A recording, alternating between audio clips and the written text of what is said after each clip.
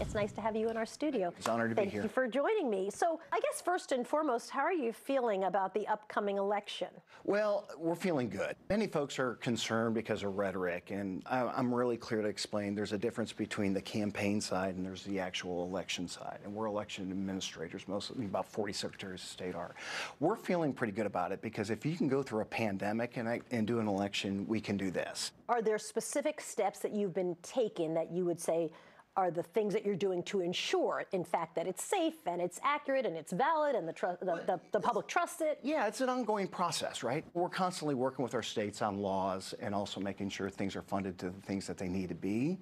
But overall, we're run by volunteers. I mean, few colleges have degrees in elections.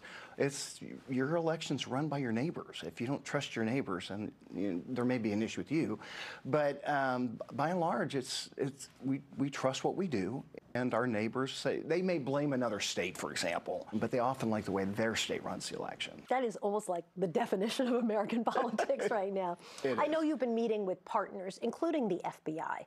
What kinds of conversations are you having? What do you want from those partners? So, while the conversation is sometimes like the touchscreen voter machines, that's really not our concern. We're more concerned about our poll books and our data. What's a poll book? So when you register to vote, we have your information, we have where you live, so we know what kind of ballot you're going to get. Our concern is if a foreign adversary were to get access to that and manipulate the data so nobody has the right ballot.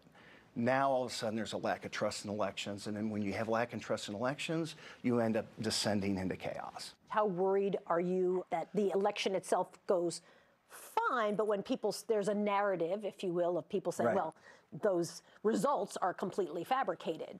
Yeah, so my colleagues and I wrote an op-ed piece saying, both parties are to blame on this.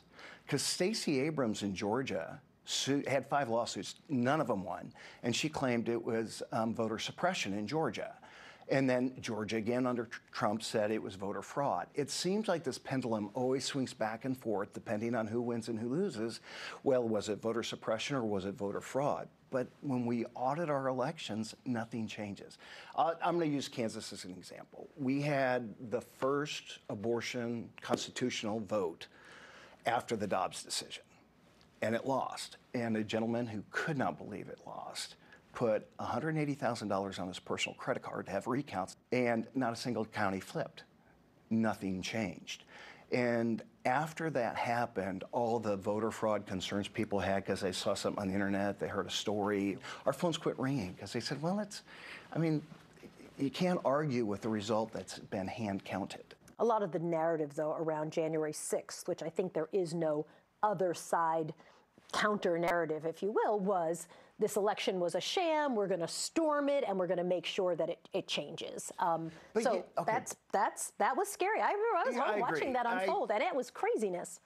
I cried that day. I love our Capitol, being someone who just is a colonial history buff, knowing how that city was built. It was a sad day. However, we're still America. We're still the great idea.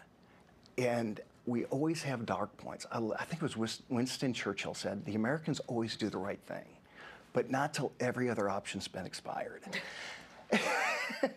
And it's going to be okay. Sometimes bad things happen. Sometimes we do it to ourselves. But eventually, we're still a great country. And I think Americans still love America. Scott Schwab, Secretary of State from the great state of Kansas. Thank you for joining me. I appreciate it. Thank you. Honored to be here.